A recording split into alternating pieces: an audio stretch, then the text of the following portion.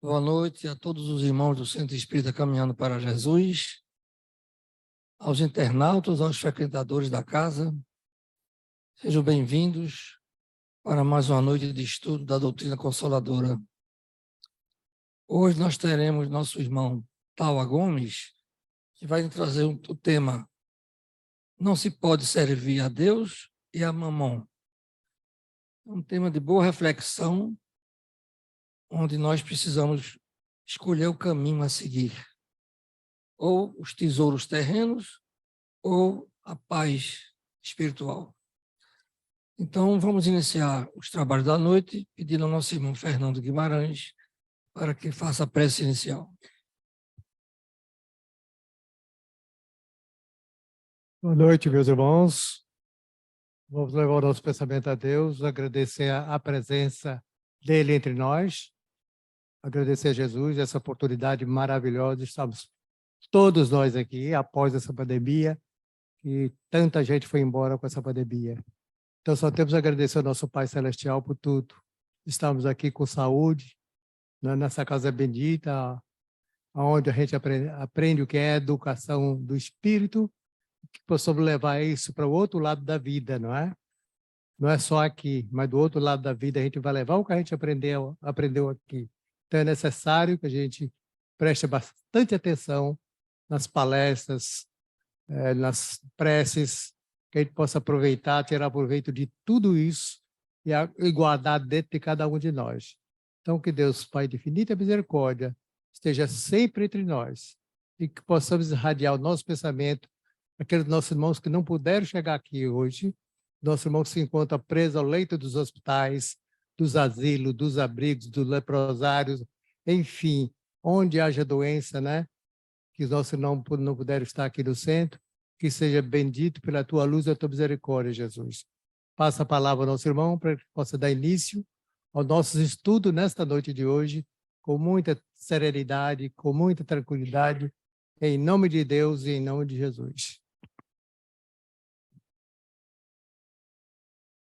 Sim seja. Então, vamos dar a palavra ao nosso irmão Taua Gomes para nos trazer a sua mensagem da noite. Muita paz.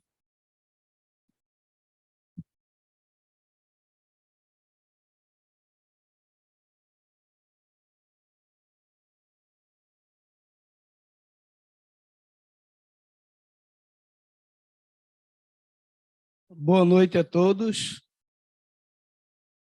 Que Jesus nos abençoe por mais essa oportunidade de divulgar a doutrina espírita. E sempre eu lembro dessa frase, segundo Martins Peralva, divulgar a doutrina espírita é acender a lâmpada da esperança no coração das criaturas. Todas as vezes que eu tenho a oportunidade de divulgar a doutrina espírita, a primeira lâmpada que acende é na intimidade do meu coração. E meu coração fica em festa, porque, segundo André Luiz, toda reunião espírita é um banquete de luz. E feliz daquele que aqui se encontra conectados com os nossos guias espirituais, com os benfeitores desta casa. E todos nós aqui trabalhamos agora nesse momento, os espíritos pegando a energia de cada um de nós, ajudando as pessoas, nossos parentes, a nós mesmos. Então, a casa espírita é uma oportunidade que nós não temos como avaliar a grandeza desse momento que aqui estamos. Os benefícios que nós recebemos e os benefícios que nós fazemos. E o Evangelho de Jesus que veio trazer de uma maneira mais clara, o Evangelho segundo o Espiritismo, porque é o mesmo Evangelho que nós conhecemos de Jesus, mas acrescentado pelas orientações, as explicações, facilitando o entendimento das parábolas de Jesus pelos espíritos que estão nos assistindo nessa jornada aqui na Terra, nesse momento. Então veio Moisés trazendo a primeira mensagem de Deus, Jesus depois, ele próprio veio, descendo dos mundos luminosos de onde ele se encontra, tomando um corpo aqui, de uma maneira humilde, trazendo esse evangelho maravilhoso. E ele diz que não veio mudar a lei. O primeiro capítulo do Evangelho segundo o Espiritismo já é o primeiro pilar que sustenta toda a obra de Jesus. Eu não vim mudar a lei. Jesus não veio mudar nada. Jesus veio trazer o entendimento através da terceira revelação de Deus.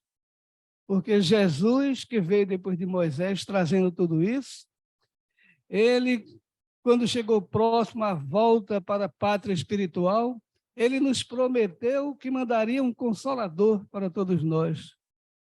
Esse consolador que é o Espírito Verdade, que vem ensinar novas coisas, de relembrar tudo aquilo que ele tem nos dito.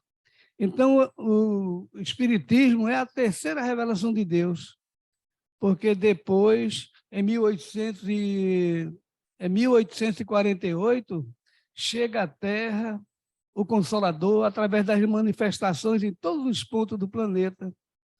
Essas manifestações se estenderam, e dali foi quando Hipólito Leon Denisard Rivail, Allan Kardec, foi convidado várias vezes para ali ele assistir aquelas manifestações, e ele disse que tinha mais o que fazer. Disse que não se interessava, que sabia que aquilo era o magnetismo, porque ele estudou mais de 30 anos o magnetismo de Anthony Mesmer. E ele disse, eu não vou perder meu tempo, eu tenho mais o que fazer. Mas alguns dias depois, o senhor Fortier, amigo do professor Hipólito Leon Denisard, disse, professor, agora o senhor tem que ver, porque as mesas não estão apenas se movimentando, flutuando, mas estão respondendo nossas perguntas. E foi aí que, no século XIX, Allan Kardec se aproxima dessas manifestações e vai observar, e faz, depois de muitas perguntas lançadas para vários pontos do planeta, aguardava as perguntas vir sobre filosofia, sobre ciência, sobre religião, e ele foi vendo a unicidade do pensamento em todos os pontos do planeta. Então, diferente de todos aqueles homens reencarnados na Terra naquela época, ele viu as consequências que teriam para a humanidade esses ensinamentos dessas mesas girantes. E ele pergunta, que eu acho que é a pergunta fundamental, que eu gosto sempre de falar, esse histórico, para que a gente compreenda a grandeza da doutrina espírita. E ele disse, mas quem são vocês que estão me respondendo tudo isso? Foi quando os espíritos disseram, nós somos as almas daqueles que viveram na Terra. Então, diante dessa revelação, Allan Kardec viu as consequências morais que teriam para a humanidade no seu aspecto filosófico, aspectos religiosos e aspectos científicos. E hoje nós temos esse tesouro maravilhoso que é a doutrina espírita, como nós estávamos falando. Então, o capítulo 16 do Evangelho segundo o Espiritismo, Allan Kardec coloca esse capítulo, a parábola de Jesus. Não se pode servir a Deus e a Mamon. E nesse capítulo nós vemos que aqui tem várias informações. Quem quiser se aprofundar mais, poderá ver salvação dos ricos. Tudo o que você quiser entender sobre a salvação dos ricos está aqui nesse capítulo. Resguardar-se da avareza, ou seja, o apego às coisas materiais, tudo aqui nos orienta com as explicações dos Espíritos para que a gente possa entender o que Jesus queria nos ensinar.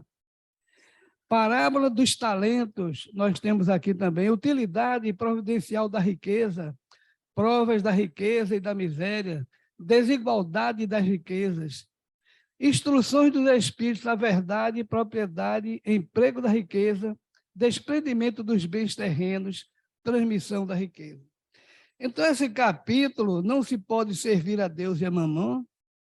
Jesus vem mostrar que nós devemos colocar nosso coração no reino de Deus, nos verdadeiros tesouros que nós recebemos, que são os tesouros espirituais. Nós temos a tendência de nos apegar aos tesouros materiais, e nós sabemos que tudo que é material tem um começo, um meio e um fim. Nada aqui na Terra é permanente. Tudo é impermanente aqui no terreno material.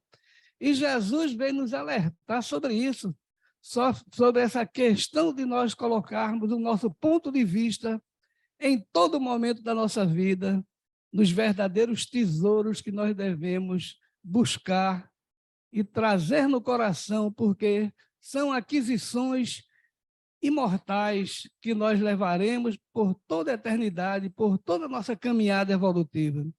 Porque nós somos criados há bilhões de anos, estamos aqui, em várias reencarnações, a mesma alma vem, passa um período, hoje como médico, amanhã como engenheiro, hoje como homem, depois como mulher, em situações de riqueza, em situações de pobreza.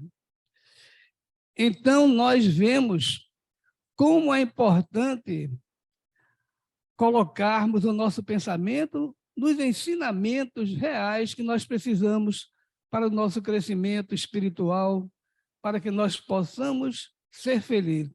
Então, nós não podemos buscar dois senhores, por exemplo, amar justamente os tesouros materiais, como também os tesouros celestiais que Deus nos oferece.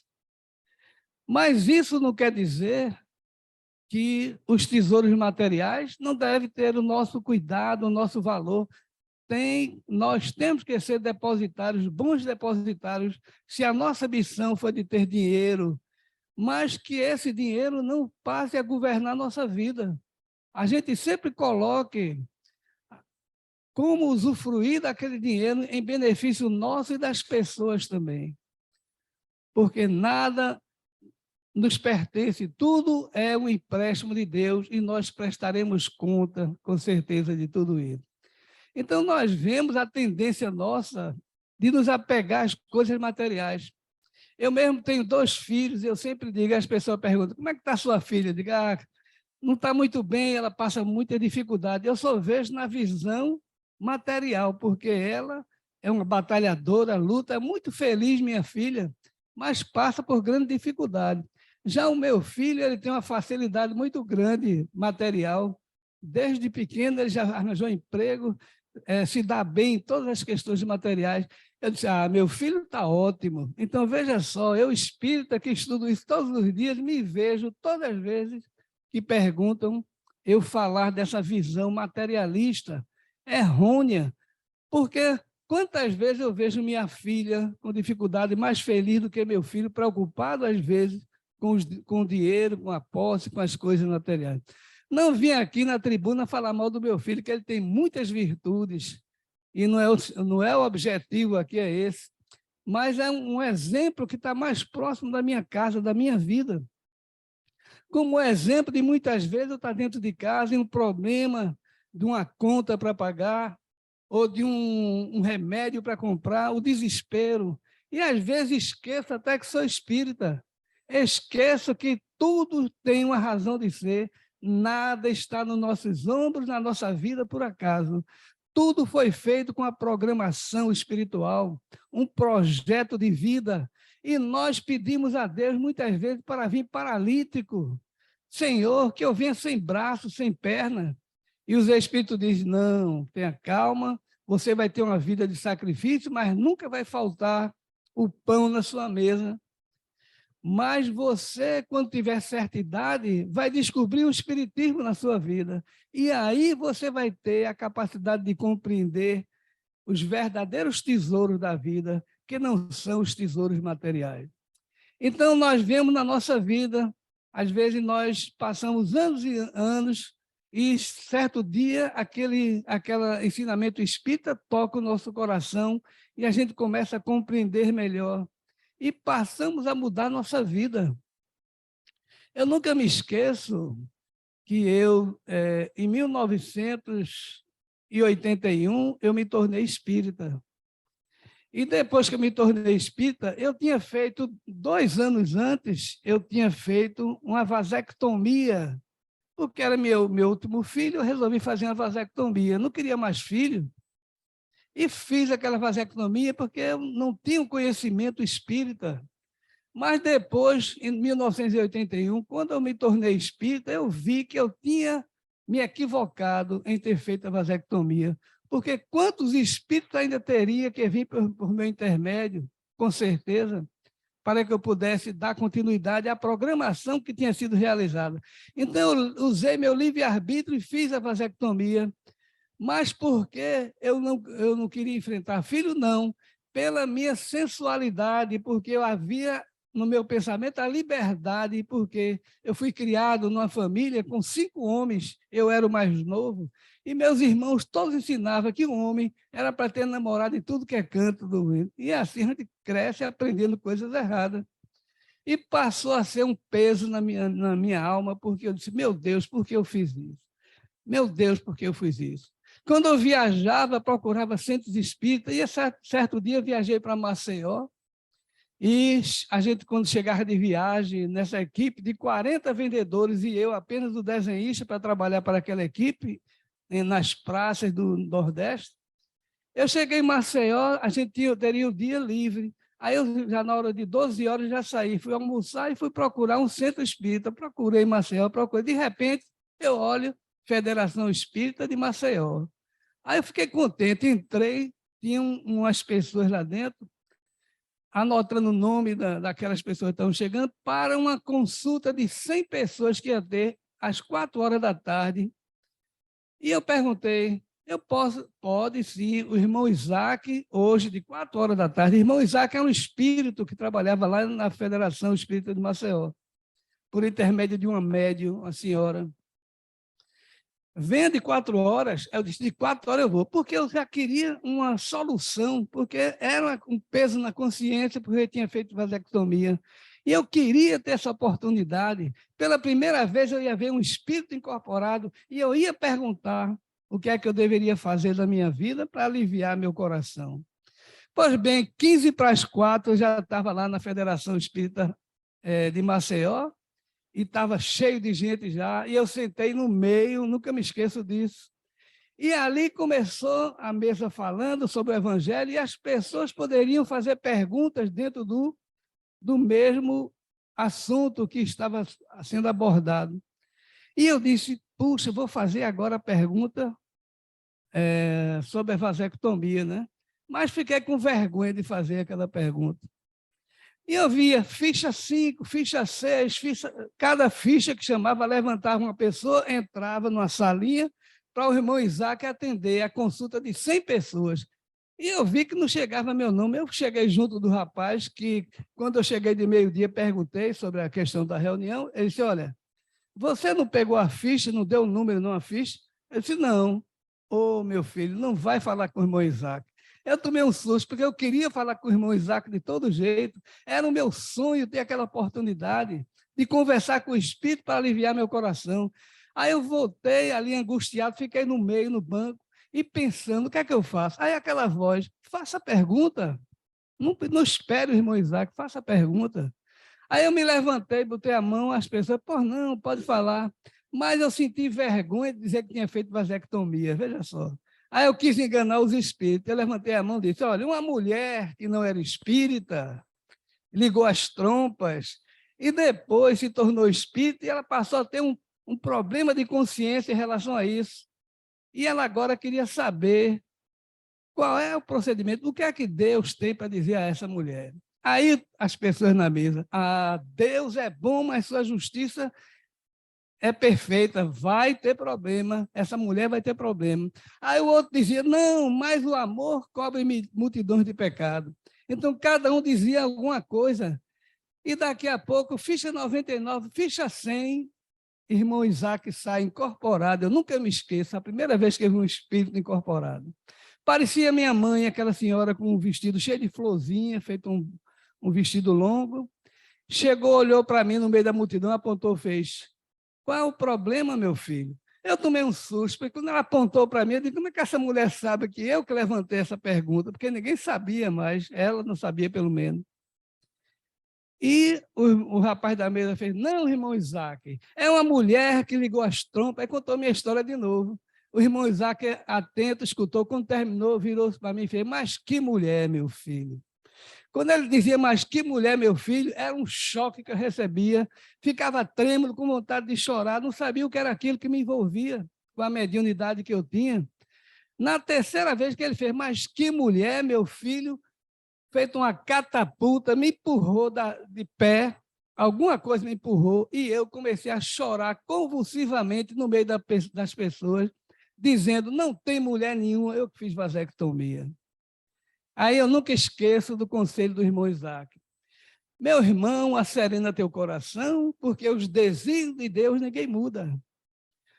O verdadeiro filho não é o da consanguinidade, mas aquele que nós adotamos e abraçamos no nosso peito como verdadeiro filho. Portanto, se amanhã no teu portão aparecer uma criança, abraça e beija que esse é teu filho real.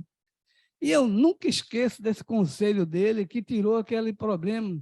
E eu aproveito e peço a vocês que nunca contem essa história, que eu estou com 71 anos, nunca botaram uma criança no meu portão. Eu já criei netos, já estou com bisneto agora. Graças a Deus, já cumpri minha meta com a questão de pai, com certeza eu sei disso. Porque o pai não é aquele que a gente gera. Então, veja como os Espíritos nos ajudam. Assim como a lição de hoje sobre não devemos seguir um senhor ou outro, ou um ou outro. Ou seja, a gente tem que compreender realmente os tesouros reais que nós estamos recebendo da nossa vida.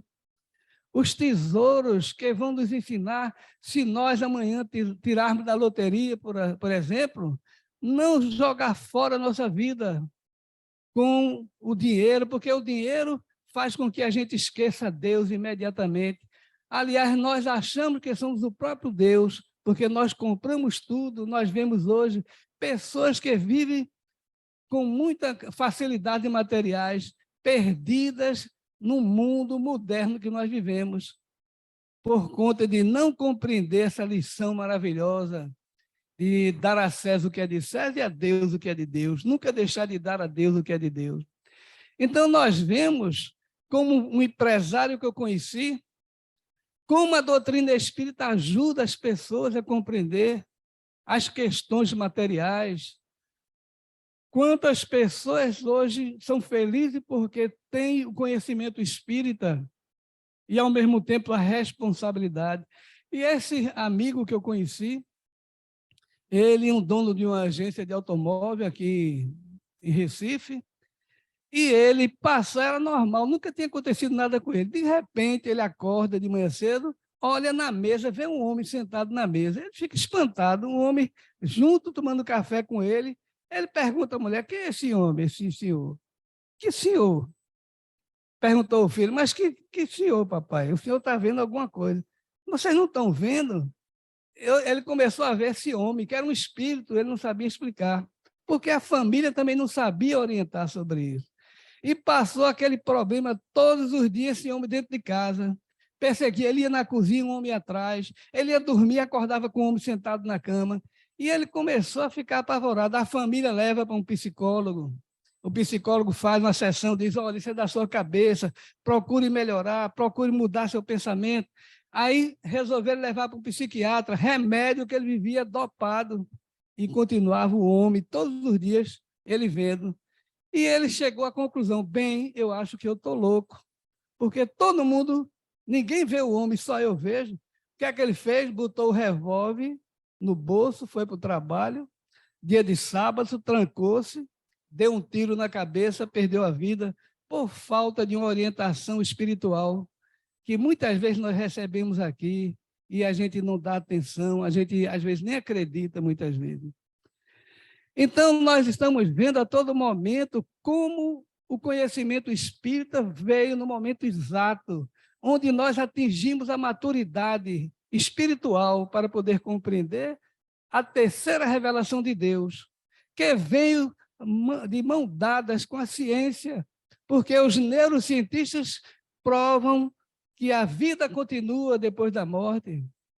Não é mais as religiões que falam da vida futura, mas os neurocientistas provam, como o Dr. Bruce Lipton, numa obra espetacular chamada A Biologia da Crença. Quem quiser deve ter aí, eu acho, na livraria, eu acredito que tenha. Se não, é fácil encontrar A Biologia da Crença, de Dr. Bruce Lipton. Esse médico que está nos Estados Unidos é um dos mais atuantes hoje ainda, falando sobre isso. Ele diz que todos nós temos mais de 50 trilhões de células.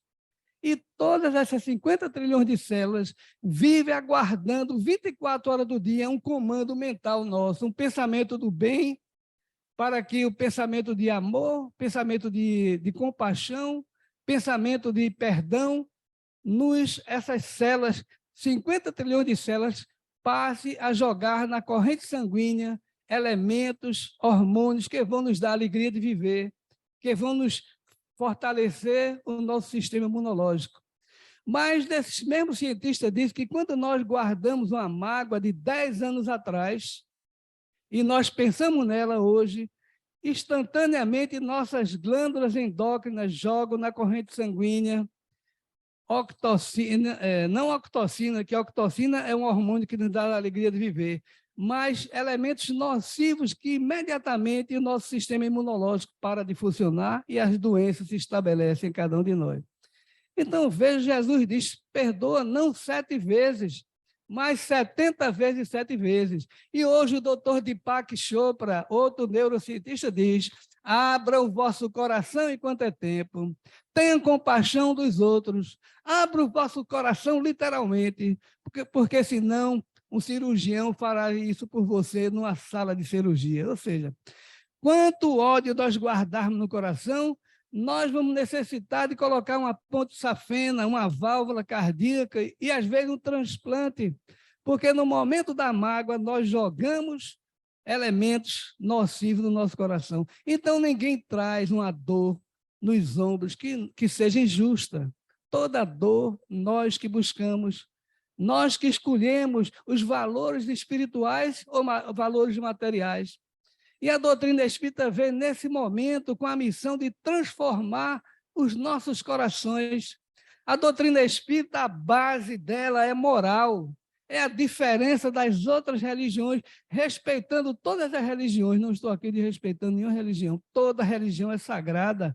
E eu nunca me esqueço dos ensinamentos católicos que recebi da minha mãe. E, às vezes, eu ia na casa de Mário Jorge, que é o presidente da Seara de Deus, lá no Janga. Quem foi na Seara de Deus conhece Mário Jorge. Eu conheci Mário Jorge, era um rapaz jovenzinho, e eu morava na mesma rua. Ele sempre foi um homem rico, materialmente falando também. E minha mãe, quando eu chegava em casa, que eu tomava banho de piscina na casa de Mário Jorge, criança não pode ver uma piscina, né? Eu tomava banho com os amigos. Chegava em casa escondido, minha mãe tocava no meu short. Você estava na casa do espírita? Eu levava uma surra, porque eu estava na casa do espírita. Por que esse preconceito com o bairro que eu morava, com o Mário Jorge? Porque a mãe de Mário Jorge tinha mediunidade, e ela, na casa dela, ela, antes de ser espírita, se tornou espírita por conta desse problema mediúnico também, que quando um espírito chegava junto dela, ela gritava, que o quarteirão todo escutava. E minha família dizia, ali é casa de loucos, casa de espírito é casa de louco, não vá. Mas eu, com 10 anos, via todos os sábados na frente da casa de Mário Jorge, uma fila de pobres com panela na mão para receber sopa que o pai de Mário Jorge fazia para os pobres. Cestas básicas, eu via fila imensa todos os sábados. Eu, com 10 anos, católico, proibido de entrar na casa do espírita, ficar, não, tem alguma coisa errada. Que minha mãe fala sobre isso, minha avó, preconceito, que nem minha mãe nem minha avó, também não vi falar mal da minha mãe nem da minha avó. Pelo contrário, todas elas merecem meu respeito e elas sabem disso, que é o exemplo do preconceito naquela época. E ali eu via, com 10 anos, que ali tinha alguma coisa errada. Aquele pessoal não podia ser mau, não poderia ser errado.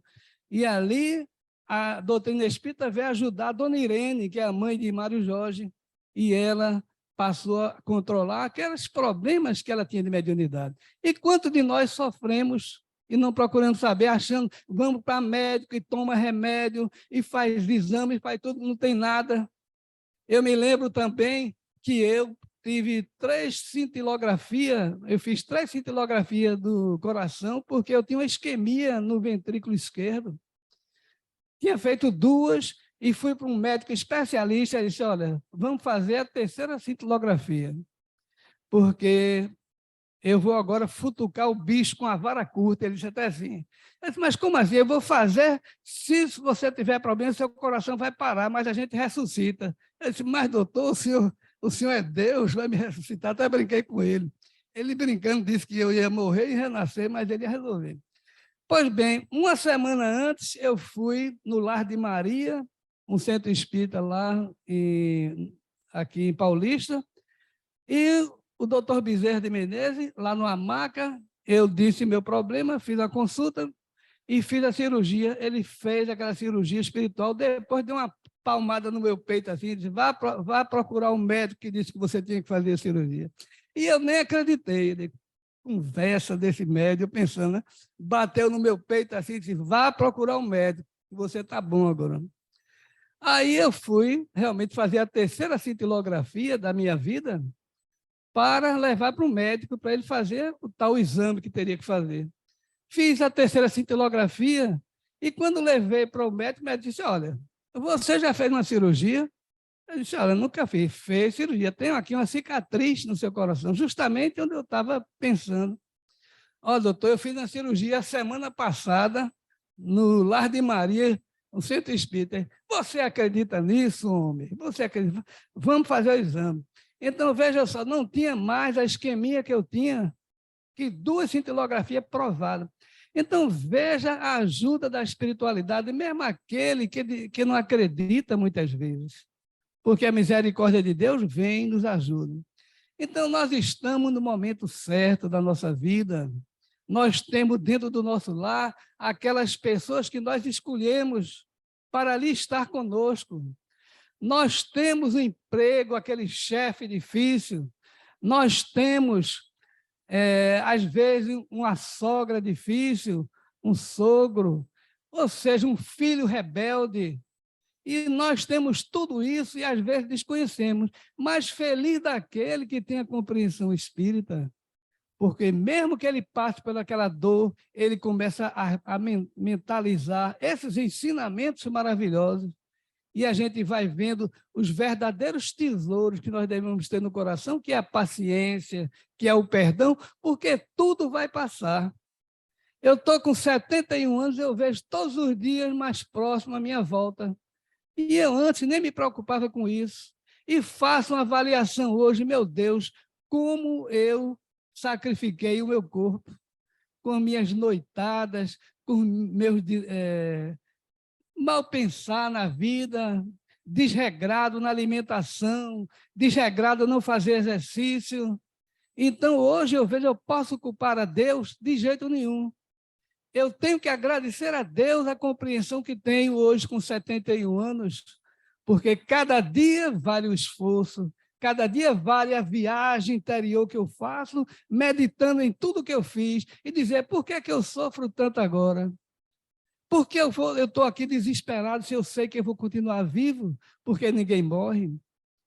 Eu não sei se eu já falei aqui a semana passada, mas tem um amigo meu lá da Federação Espírita Olindense, Gilson Amaral, faleceu faz mais de 15 dias que Gilson faleceu. E Gilson Amaral, sábado retrasado, ele veio numa comunicação que eu estava participando de uma reunião mediúnica e Gilson veio. Mas por que Gilson veio? Essa reunião de amigos que conhecia Gilson também. Mas nós, antes da reunião mediúnica, eu estava falando, mostrando os defeitos de Gilson, veja só. Eu, espírita, conhecedor, que a pessoa, quando desencarna, a gente deve respeitar. Eu estava ali vendo os defeitos de Gilson, com todo o conhecimento que Gilson teve. E, de repente, claro que Gilson veio dar um depoimento ali e deu uma lição que eu nunca esqueço mais na minha vida, dizendo que aquele grupo que nós tínhamos, veja só, o grupo lá da federação, nós não conhecíamos o conhecimento de hoje e éramos felizes porque respeitávamos uns aos outros. E eu me envergonhei, porque logo veio o meu pensamento do que eu estava falando do Gilson. E ele dizendo que será que hoje o conhecimento, vale a pena esse conhecimento todo se a gente ainda erra? Eu peço a misericórdia de vocês, ele disse. porque nesse momento eu necessito do equilíbrio, porque eu morri antes de morrer. Veja só, ele disse há uma semana atrás, eu morri antes de morrer. Por que Gilson morreu antes de morrer? Passou um bocado de tempo na UTI, em coma, e já tinha morrido. Ó. Já estava no mundo espiritual, apenas o corpo ali, trabalhando, e ele já tinha visto. São tesouros que nós temos e não desconhecemos. Numa casa espírita, a gente começa a compreender tudo isso. O medo de morrer é muito grande. Eu tenho medo de morrer, já pensou? Eu, desde 81, sei que a morte não existe e tenho medo de morrer. E eu dizia, não tenho medo de morrer. Mas, nos momentos que eu passei da minha vida já, com 2 infartos que eu tive, eu fiquei vendo que eu tenho medo, e não é pouco, não, é muito. E vejo que não é só eu, não. Porque chovia quase que torrencialmente, e um casal já bem velhinho trocavam juras contentes. Minha velha, minha fulô, meu velho, meu amor. E naquele temporal, um caboclo se aproxima da janela e fica escutando aquela troca de amor sem igual. Eu te juro, minha véia, se a morte vier te buscar, eu vou pedir para ela para ir no teu lugar. Oxe, velho, assim digo eu que vou no lugar teu. Não, velhinha, minha sorte, eu vou pedir de joelho na capela. Leva o velho primeiro, morte. E o caboclo que escutava aquele maior trela-trela, resolveu dar um bufete bem no meio da janela e gritou: vamos ligeiro, qual dos dois eu vou levar primeiro? Aproveite então com sorte, aqui quem fala é a morte. Pense numa corredeira, os dois quebraram a porta do fundo, saíram naquele aguaceiro, nem bala pegava os dois. Só 3 semanas depois, os dois voltaram do norte com os olhos abuticados, cabelo arrepiado. Pense no medo da morte. Então, veja só, tem muita gente com medo da morte, não é só eu não, tem muita gente, porque ninguém quer perder esse tesouro, meus irmãos, nem eu quero perder. Cada segundo aqui nessa vida de dor, cada segundo de aprendizado, vale por centenas de anos na nossa vida. Minha mãe estava na UTI, em coma induzido, e ela estava ali, e eu era dos filhos, na quinta-feira, o escolhido para passar a tarde com minha mãe.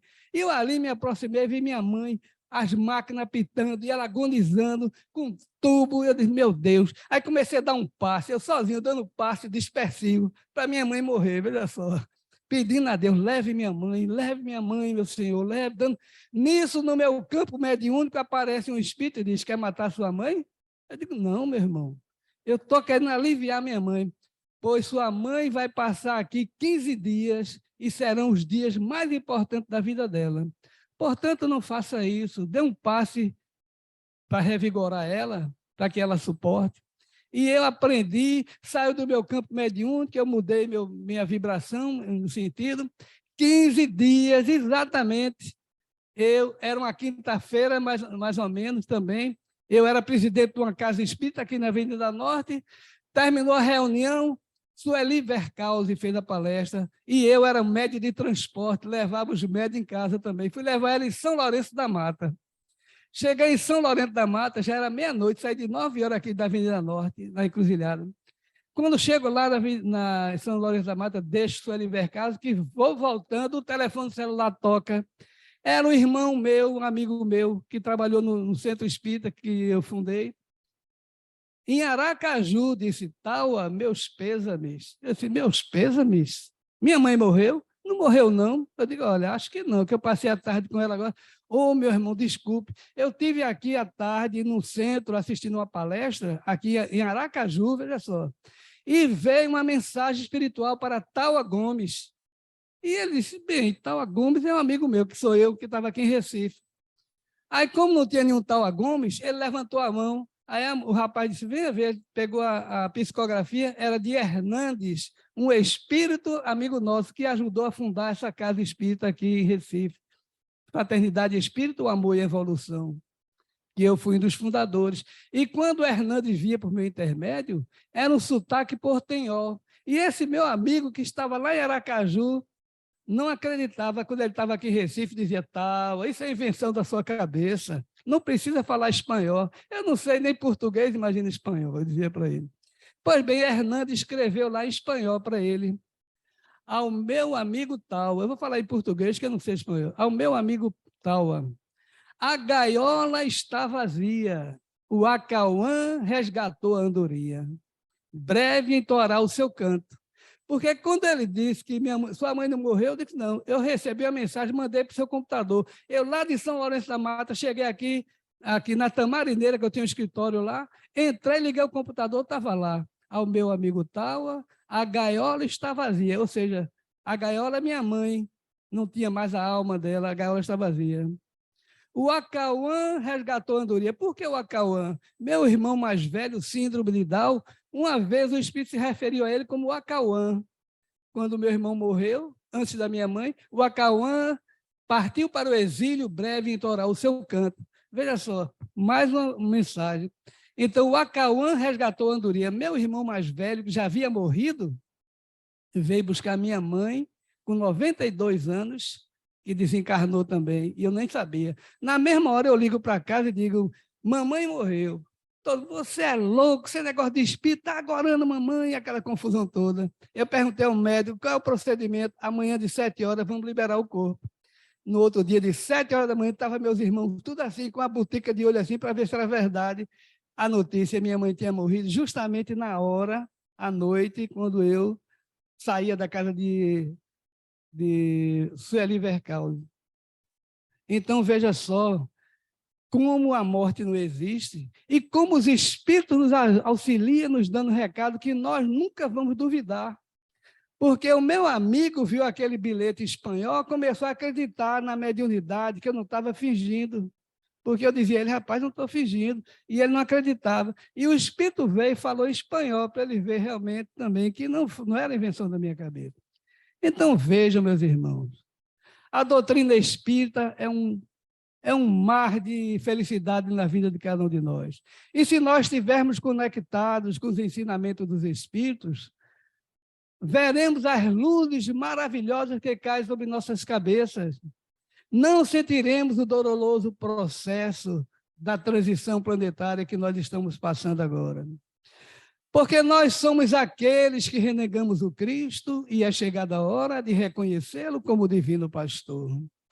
A felicidade anda ao lado e nós ainda não vimos. Ela está nas coisas simples, porém fundamentais, como o ar que respiramos agora, o movimento do nosso corpo, o pensamento das pessoas que pensam diferente de nós no dia a dia, o choque das emoções com as criaturas no dia a dia. Nós somos livres para pensar e agir, porém a moral deve vir à frente como guardiã do nosso ser eterno.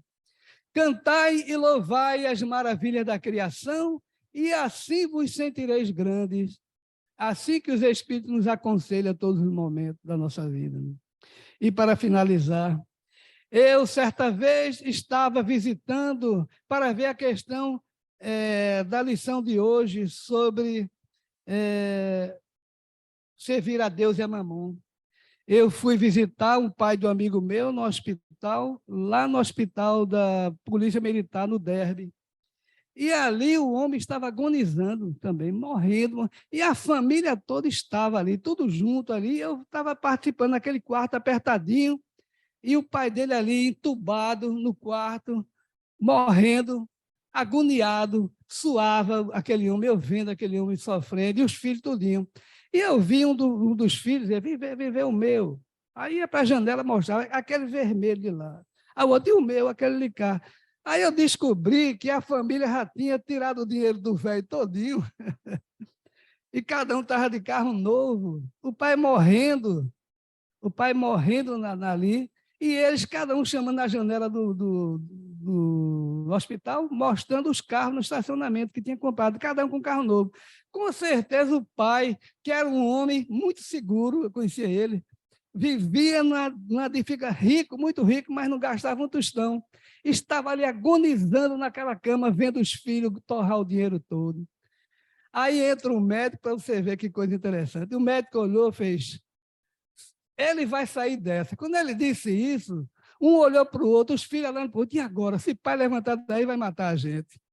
Porque o velho ia matar mesmo, com certeza, porque ele tinha um amor pelo dinheiro muito grande. Então, isso aí é não se vira a Deus nem a mamão. Um exemplo prático da nossa vida. Para que aquele dinheiro todo? De repente, que Deus o tenha, o proteja. Eu não estou aqui, que ele receba as vibrações de amor de cada um de nós. Eu tenho certeza que já deu um salto em direção a tudo isso. A compreensão, porque nós somos aprendizes aqui na Terra. A Terra é para isso, para que a gente passe pelas experiências, das dificuldades, das decepções, viver desafios todos os dias, mas dele tirar o proveito, aprender e levar os tesouros no coração do perdão de uns aos outros. Porque os Espíritos do Senhor, que são as virtudes dos céus, como um grande exército que se movimenta, desde que dele recebeu o comando, espalham-se sobre toda a superfície da terra. Semelhante a estrelas cadentes, vem iluminar os caminhos e abrir os olhos aos cegos. Em verdade vos digo, são chegados os tempos em que todas as coisas deverão ser restituídas em seu sentido verdadeiro, para dissipar as trevas, confundir os orgulhosos e glorificar os justos. As grandes vozes do céu ressoam como o som de trombetas. E nesse instante, um coro de anjos aqui se reúne e nos convidam. Irmãos, que vossas mãos peguem a lira, que vossas vozes se unam e num coro divino derrame vibrações de amor por todos os pontos do universo. Irmãos que amamos, estamos junto de vós. Amai-vos também uns aos outros e dizei do fundo do vosso coração, fazendo as vontades de Deus que está no céu. Senhor, Senhor, Senhor, e seremos dignos do reino do céu. Porque para quem viveu na terra, em meio dos sofredores, e somente frias dores do mundo ingrato colheu, o frio beijo da morte é um beijo de liberdade, é um raio de claridade que vem do alto do céu. A vida terrena é a noite que precede as madrugadas, das regiões aureoladas de amor, de verdade e de luz. Sem paradoxo, portanto, o gozo é o próprio martírio que se fez excelso lírio na devoção de Jesus. A morte é a deusa celeste, da vida da plenitude, que a alegria da virtude fez linda desabrochar. Seu beijo é um raio de luz do debaldar das alturas, que nas noites de amargura as almas vêm despertar. Isso é doutrina espírita, meus irmãos.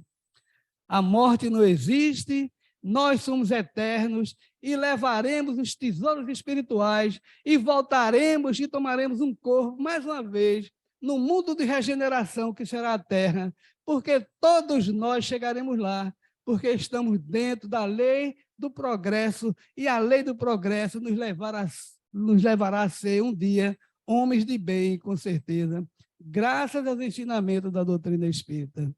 Volte para os vossos lares de cabeça erguida, a felicidade virá, a paz brotará dos vossos corações, mesmo em meio ao caos, porque é do pântano que floresce o lótus. Muita paz, um abraço de todos que fazem a Casa dos Humildes, e que Jesus nos abençoe, e obrigado pelas vibrações de cada um de vocês. Receba também as vibrações de amor que eu trago no meu coração, sinceras que eu dou no coração de cada um de vocês, encarnados e desencarnados. Muita paz, muito obrigado. Bom, meus irmãos, o recado está dado para uma reflexão onde nós deveremos renunciar, porque tem que escolher um caminho, ou Deus ou Mamão. Então, essa renúncia exige esforço de cada um. E vamos cultivar os valores da alma, porque sabemos que o espírito é imortal e os tesouros terrenos são passageiros e não levamos nada a não ser o que somos. Então, nosso irmão Tom, agradecemos a sua presença e pediria que você fizesse, minha amiga, irmã Márcia, fizesse a prece, filho. Senhor da vida, Mestre Jesus, mentores espirituais dessa casa, agradecemos por mais essa oportunidade de estarmos aqui, encarnados e desencarnados. Que possamos, Senhor, assimilar tudo que foi dito, muitos exemplos, vários exemplos, que nos faz ter uma maior compreensão do que é a doutrina espírita, do que é nossa reencarnação, nossa missão, porque estamos aqui, porque passamos por tantas provas e expiações. Tudo isso é a lei de Deus, a lei do progresso, e vamos evoluir, estamos evoluindo. Estamos caminhando para um planeta de regeneração e que possamos entender no nosso dia a dia, lá fora, os porquês, as pedras que chegam no nosso caminho, que possamos ter muita força para ultrapassarmos, fé que Deus sempre estará abrindo nossos caminhos. Para isso, nós temos que estar com a mente receptiva, aberta, nas nossas preces, nas nossas orações, para transpor tudo isso e vencermos, e vamos vencer, com fé em Deus. E que assim seja. Passa a palavra ao irmão que está à frente, para encerrar os trabalhos na sua primeira parte. E assim, concluindo os trabalhos da primeira fase, mantenham-se harmonizados para o passe e muita paz para todos.